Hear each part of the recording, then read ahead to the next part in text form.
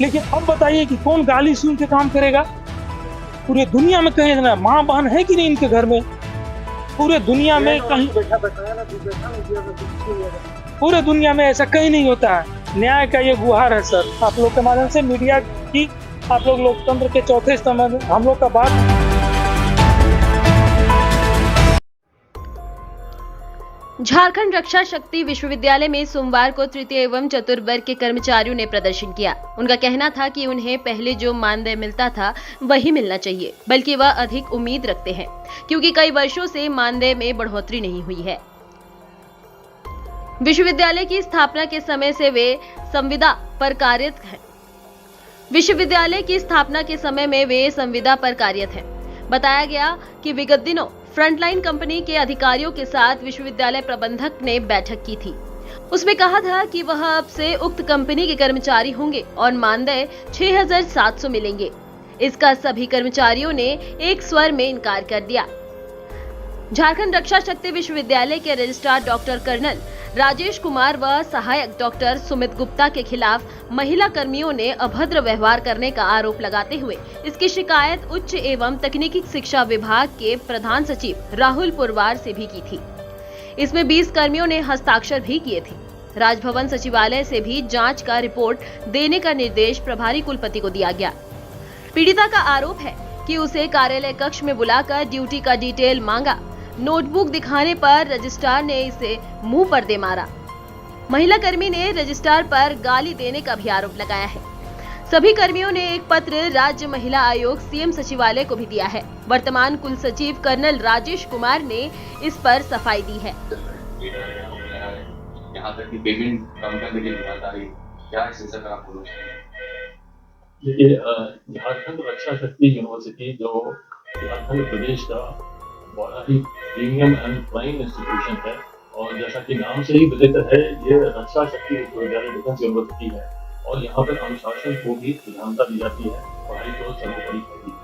तो हमारी जो करिकुलम है वो भी और दूसरे यूनिवर्सिटी से अलग है और पूरे भारतवर्ष में 3 विश्वविद्यालय में से एक किया जाता है, तो बहुत ही इम्पोर्टेंट है।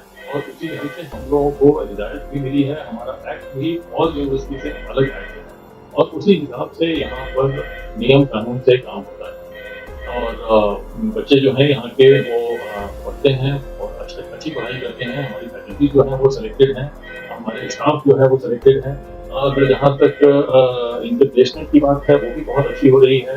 एक लड़का अभी भी लेफ्टिनेंट बना है यहाँ से combined defence services and technical entry scheme के थ्रू।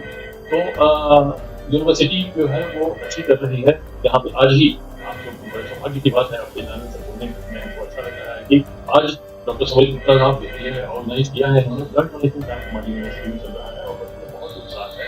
वो लोग अपना ब्लड डोनेट कर रहे हैं for the needy and dreams.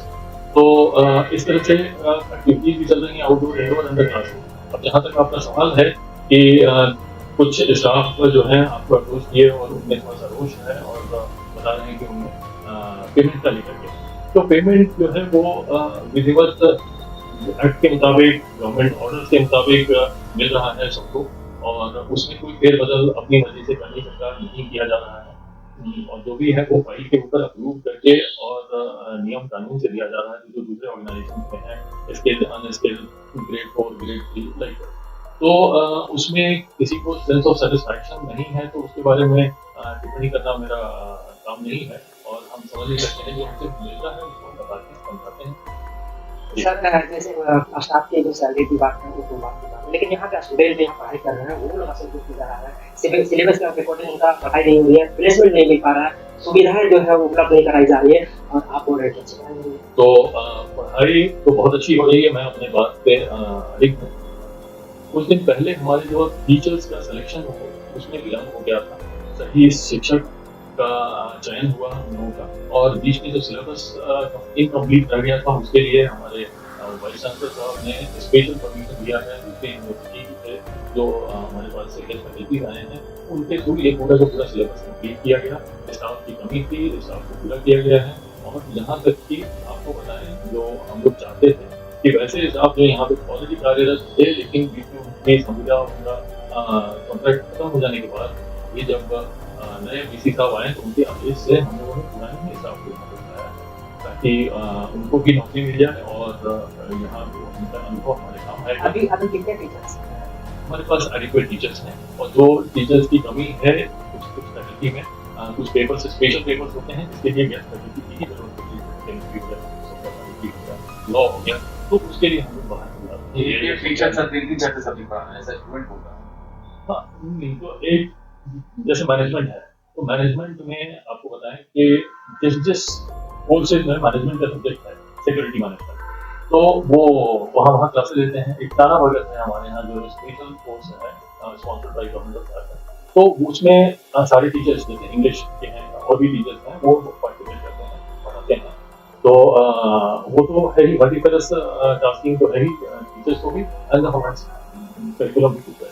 इस सब्जेक्ट का टीचर पढ़ाने नहीं हो रही है तो ये बच्चों की जो पढ़ाई है वो डिस्टर्ब हो रही थी, वो कवर हो गया ना। हमने बताया कि जैसे गेस्ट फैकल्टीज के लिए ऑर्डर्स मिल गए हमारे सांसद से, तो गेस्ट फैकल्टी आगे और पूरा सिलेबस कवर हो रहा है, कवर हो चुका है, अभी तो एग्जामिनेशन हुआ ना, अभी फिर से अभी नया सेमेस्टर शुरू हुआ है जिसका सेशन अभी खत्म होगा फाइनल। तो छात्र अभी आरोप लगा रहे हैं कि फैकल्टी नहीं है, सिलेबस के अनुसार पढ़ाई नहीं हो रही। दो तीन फैकल्टी आज की डेट में छुट्टी में है, तो अगर वैसे उन्होंने कोई कहा होगा तो अलग बात है कि आज पढ़ाई नहीं हो रही है, उसकी की वो फैकल्टी छुट्टी में है, फिर भी हम लोग टीचर क्लास करवाते हैं। ताना भगत के पैसे लगे हुए एक स्टूडेंट नहीं है। ताना भगत के स्टूडेंट का उनका कोर्स खत्म होने वाला है, एग्जामिनेशन शुरू है। अभी कितने लोग हैं?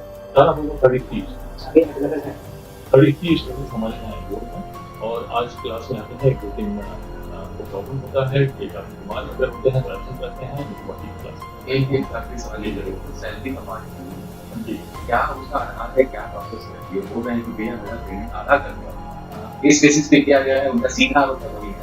नहीं, वाइस चांसलर साहब की परमिशन से जो सैलरी इनको मिल रहा है वो at par with the government organisation मिल रहा है, कोई स्पेशल सैलरी किसी को नहीं मिल रहा है। ग्रेड 3 ग्रेड 4 का जो वो तो आधा कैसे हो जा रहा है? आधा तो अब कैसे कह रहे हैं वो सब आपको। रक्षा शक्ति विश्वविद्यालय में सब कुछ ठीक ठाक नहीं है। प्रथम कुलपति तथा प्रथम कुल सचिव के हटने के बाद से इसकी स्थिति दयनीय हो गई है। गहन पठन पाठन के लिए विश्वविद्यालय में आज नाम मात्र की पढ़ाई होती है।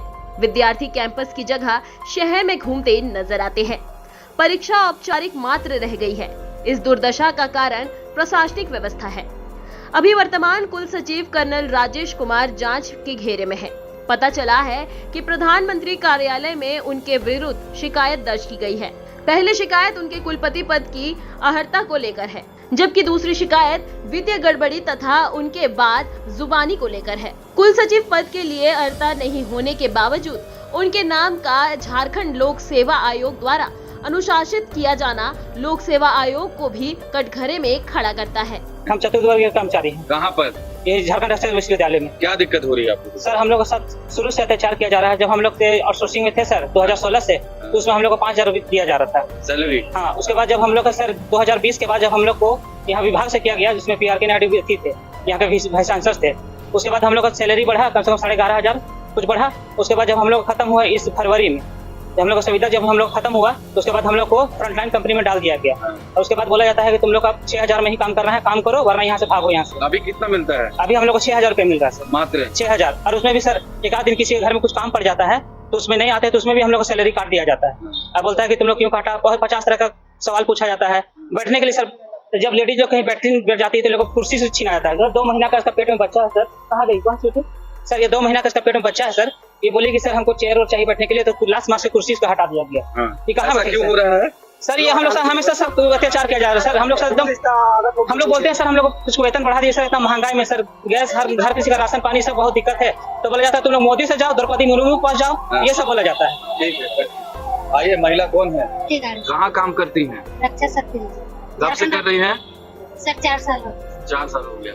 वैकेंसी निकला था उसके उपरांत हुआ है ये? जी सर। अच्छा, क्या प्रॉब्लम आ रही है यहाँ पर? सर यहाँ प्रेग्नेंट है सर और यहाँ बैठने नहीं दिया जाता है सर, कुर्सी हटा कौन दिया बैठने नहीं देता है? सर लोग बोलते हैं कि यहाँ बैठना नहीं है, आप लोग को बोल के ही बोलता है। सुमित गुप्ता। तो आप यहाँ पर काम करती तो फिर बैठने क्यों नहीं दिया जा रहा है? पता नहीं सर, बोलता है उधर पीछे जा बैठना, उधर बोल के बोलते हैं। आप लोग काम क्या करती हैं? सर सफाई कर अच्छा, सफाई। सारे लोग सबका अलग अलग है ना? अलग अलग है सर। क्या बोलना चाहेंगे? सर वेतन भी हम लोग को सर बहुत कम है सर, मैं कुछ कीजिए, यहाँ पे लोग कुछ कर तो सकते 2016 से काम कर रही हैं हैं। जी सर, मात्र 6,000 रुपए में। जी सर। कितने बजे से ड्यूटी होती है? 9 से 4 से 9 से 4। 9 से 4 बजे। जी सर। बोलता है यहाँ मत बैठो, लेडीज लोग ऐसे हैं, कीड़ा मकोड़ा है सर बोलते हैं, भगाइए बोलते हैं। आदिवासी हो, हरिजन हो, तुम लोग यहाँ का भागो। यहाँ का रजिस्ट्रार असिस्टेंट रहेगा। वीरेंद्र सिंह है। यहीं पर है सर? हाँ जी, कब से हैं आप लोग? हम लोग 2017 से हैं। तो ये समस्या कब से आ रही है? समस्या देखिए, प्रथम कुल सचिव और प्रथम कुलपति के हटने के बाद, रांची विश्वविद्यालय। नहीं, रक्षा शक्ति विश्वविद्यालय है। अच्छा। तो प्रथम कुल सचिव डॉक्टर एनके जमुआर थे और प्रथम कुलपति तत्कालीन शिक्षा सचिव श्री अजय कुमार सिंह थे।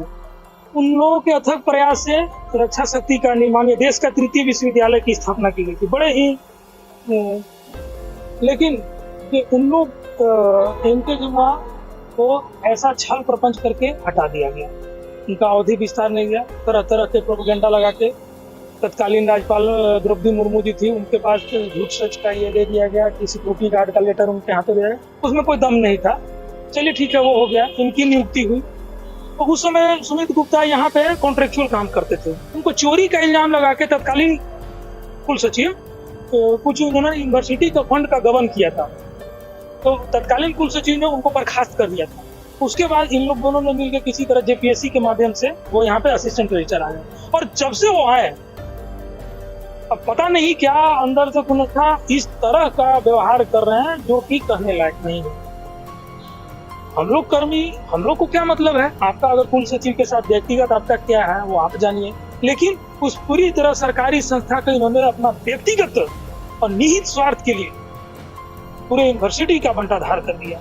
आज के डेट में टाना भगत जैसा क्रीम कोर्स, जो कि माननीय मुख्यमंत्री के द्वारा ये किया गया था, टाना भगत के लोगों का कोर्स यहाँ पे एक भी स्टूडेंट नहीं है।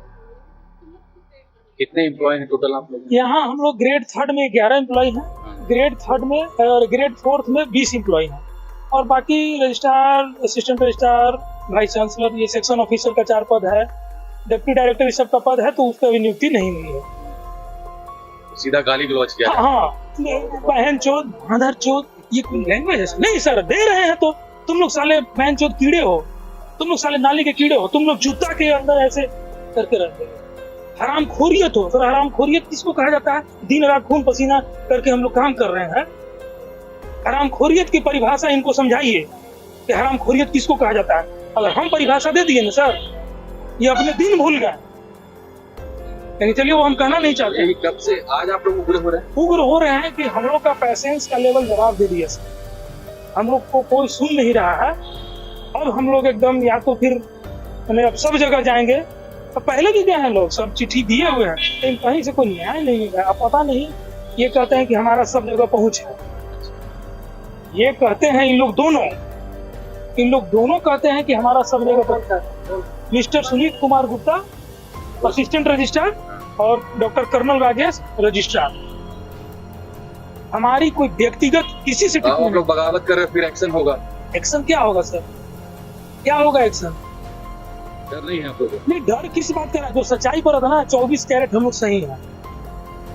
एक आदमी की बात नहीं है। अब बताइए, वोल्ट हम लोग बता रहे हैं, ये निक्सी के माध्यम से थे। निक्सी भारत सरकार की संस्था है, इन्होंने निक्सी को हटा दिया। निक्सी हटाने के बाद फ्रंट लाइन का टेंडर हुआ। अब पता नहीं कैसे टेंडर हुआ, क्या हुआ, फ्रंट लाइन के माध्यम से बाहरी व्यक्ति को 20 लड़के को ला के इन लोग रखने का प्लान कर लिए थे। वो तो किसी तरह इन लोग को भनक लगा, इन लोग ने आया, VC साहब के पास गया। VC साहब माननीय श्री पुरवार साहब, वो बोले कि ये क्या है? उन्होंने तत्काल निर्देश दिया कि नहीं, जो पुराने लोग हैं उनको पहले किया जाए। तो किसी तरह फ्रंट लाइन के माध्यम से आप लोग बस यही चाहते हैं कि सिस्टम बढ़िया से सिस्टम सर, हम लोग वही परमानेंट कर। इन लोग क्या राजभवन में बोलिए कि इन लोग परमानेंट करने के लिए करें, हम लोग कहीं परमानेंट करने के लिए नहीं कर रहे हैं। हम लोग को नहीं चाहिए परमानेंट नौकरी। हम लोग कॉन्ट्रेक्चुअल जो काम कर रहे थे वही कर रहे थे। लेकिन अब बताइए कि कौन गाली सुन के काम करेगा? पूरे दुनिया में कहीं माँ बहन है कि नहीं इनके घर में? पूरे दुनिया में कहीं, पूरे दुनिया में ऐसा कहीं नहीं होता है। न्याय का ये गुहार है सर, आप लोग के माध्यम से, मीडिया की, आप लोग लोकतंत्र के चौथे स्तंभ में। हम लोग का बात जो है, नाम बता दीजिए। नाम मेरा प्रेम रंजन सिंह। ठीक, वीडियो बना हाँ बताइए। मुझे सर ने कुछ दिन पहले अपना PA रखा था और फाइल वाइल मांगा तो कुछ काम दिया था मुझे, और पूछने पे अगर कुछ नहीं बताया तो फाइल फेंक देते तो बोलते थे कि जाओ मैं जानबूझ के फेंका उठा के लेकर आओ, तुम लोग प्रेशर हो कुछ करोगे नहीं, उठा के लाओ तभी सुधरोगे। क्या दिखाना चाहते पता नहीं क्या दिखाना चाहते थे, वो तो आप वही बताएंगे क्या दिखाना चाहते थे। हम लोगों को नीचे गिराना चाह रहे थे कि क्या आप लोग के साथ अभद्र व्यवहार किया? हम लोगों ने इसका कंप्लेन विभाग में भी किया था, महिला आयोग में भी किया है। अब पता नहीं अब ऊपर से क्या होता है क्या नहीं होता कार्रवाई, लेकिन हम लोगों के साथ तो बहुत अत्याचार हो रहा है यहाँ पे। सर नेमत परवीन।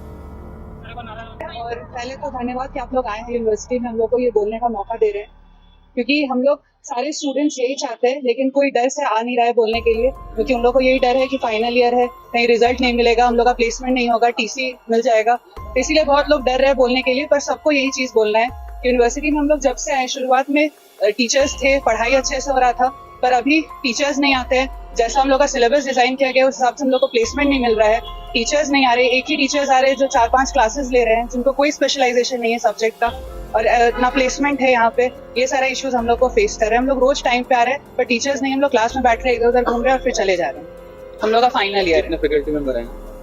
उसका मुझे आइडिया नहीं है। 17 फैकल्टी मेंबर्स है। हम लोग का सब्जेक्ट वैसे ही चल रहा है, BBA इन सिक्योरिटी मैनेजमेंट। और क्या समस्या है? उसके बाद फिर अटेंडेंस, टीचर्स नहीं है, 75% अटेंडेंस मैंडेटरी होता है, पर बहुत बच्चे हैं जो आ रहे हैं ऐसे ही चले जा रहे हैं, फिर भी पास कर जा रहे हैं। ये सब प्रॉब्लम चल रहा है, सही से पढ़ाई नहीं हो रही। सही से पढ़ाई नहीं हो रही है, जबकि हमारा इतना अच्छा और हमारे जो यूनिवर्सिटी का इतना अच्छा एम है रक्षा शक्ति, जिस पे कुछ काम नहीं हो रहा है। आप लोग क्या आगे करते हैं यहाँ जो निकलता है बच्चा, क्या करते हैं? बहुत सारे एजेंसीज में आप लोग सिक्योरिटी का रोल प्ले कर सकते हैं। आजकल सिक्योरिटी इतना इंपॉर्टेंट हो गया है हर ऑर्गेनाइजेशन में, अगर देखा जाए तो उसके वजह से कोई रिक्रूटमेंट नहीं हो रहा है। यहाँ से कार्यरत हूँ। शुरुआती में हमारा नियुक्ति निक्सी के माध्यम तो मजा आ रहा है काम करने? बिल्कुल बहुत अच्छे से एक जोश जुनून के साथ हमने यहाँ काम किया। ठंडा हो गया। हाँ, जैसे जैसे समय बीतता गया हमारे साथ अत्याचार होता गया, हम लोग के साथ शोषण होते गया। सबसे सहन है कि अभी ये समस्या आई उत्पन्न हो रही है? नहीं सर, अभी हालों के दिनों में सर हम लोग शुरुआती वेतन 15,000 से स्टार्ट किया था, वो वेतन बढ़ते बढ़ते हम लोग का 6,000 वेतन है। नहीं, हम थर्ड ग्रेड 3 में थे, वेतन बढ़ते बढ़ते हम लोग का 25,500 निक्सी के माध्यम से हुआ। तो इससे पूर्व जो VC थे नायडू साहब, उन्हें हमारा वेतन 25,500 दे के वो लोग बोला कि हम 26,000 करके यहीं से अनुबंध में आप लोग का कर देते हैं। तो हमने भी स्वीकार किया कि चलो भाई यहीं से हो जाएगी हमारी नियुक्ति। लेकिन ये कहाँ की नीति है सर, जो वेतन मुझे प्रोन्नति मिलते हुए एक लंबे समय काम करने के बाद जो मेहनताना मुझे 25,500 मिल रही थी, फिर वो मैं आउटसोर्स पे आया तो मुझे वो कहाँ की इंसाफ है सर कि 13,000 रुपया मुझे मिले, जो कि बढ़ना चाहिए वो और घट गया। अब लेटर दे दिया गया कि अब इतना सैलरी पर आप लोग काम करना है सर। इसी का विरोध आप लोग कर रहे हैं मुख्य तौर पर? जी सर। और एक CL मिलता है हमें, फ्रंट लाइन की तरफ से बोला गया कि एक CL आपका है, उसका वेतन तो कुछ रीजन बताया जा रहा है कि क्यों सैलरी कम किया जा रहा है, इसके पीछे आधार कुछ बताया गया है? वो कुछ पुराना संकल्प दिखा के हम लोग को ये दिखा जा रहा है कि यही पास हुआ। लेकिन सर जो पहले से सीनियर है वो तो नया के लिए भी नया संकल्प है सर, पुराने के लिए तो संकल्प नहीं है। जो पुराने जो पहले से जो नौकरी कर रहे हैं यहाँ पे उनका कोड ऑफ कंडक्ट होगा ना कि इस बेसिस पर आप लोग तो कॉन्ट्रेक्चुअल है ना। ये तो ऊपर नीचे होते ही रहता है, सरकारी नौकरी तो है नहीं। तो उसमें उनका कोड ऑफ कंडक्ट होगा, उसके हिसाब से वो बोल रहे होंगे। कुछ नहीं, संकल्प। ठीक है, थैंक यू।